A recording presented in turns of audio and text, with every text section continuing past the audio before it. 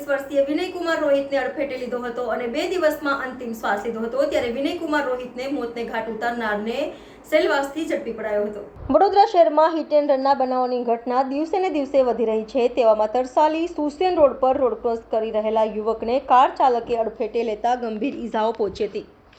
જોકે 48 કલાક સુધી જીવન મરણ વચ્ચે ઝોલા ખાઈ રહેલા યુવકે આખરે અંતિમ શ્વાસ લેતા તેનું મોત નીપજ્યું હતું।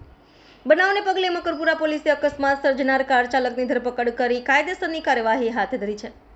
વડોદરા શહેરના સુસેન તરસાલી રિંગ રોડ પર આવેલા રામનગર ખાતે રહેતો 19 વર્ષીય વિનયકુમાર રોહિત તેના પરિવારનો એકનો એક આધાર હતો। વિનયની કમાઈથી તેના વૃદ્ધ માતા પિતા અને નાના ભાઈનું ગુજરાન ચાલતું હતું। ગત તારીખ 23 જૂનના રોજ અંદાજિત રાત્રિના 11 વાગ્યાની આસપાસ વિનય તેના ઘર પાસેના એસઆર પેટ્રોલ પંપ પાસેથી પસાર થઈ રહેલો રોડ ક્રોસ કરી રહ્યો હતો।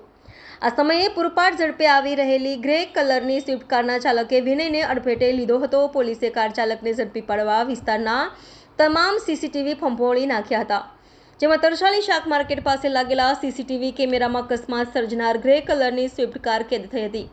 આમ પહેલી કડી મળ્યા બાદ પોલીસે કરજણ ટોલનાકા સુધીના સીસીટીવી ફૂટેજ મેળવી વિનયને મોતને ઘાટ ઉતારનાર તરસાલી વિજયનગર ખાતે રહેતા કાર ચાલક ધવલ પટેલને શોધી કાઢ્યો હતો। અકસ્માતની ઘટનાને અંજામ આપ્યા બાદ ધવલ પોતાના ઘરે ગયો અને ત્યારબાદ તે વડોદરાથી સેલવાસ નાસી છૂટ્યો હતો।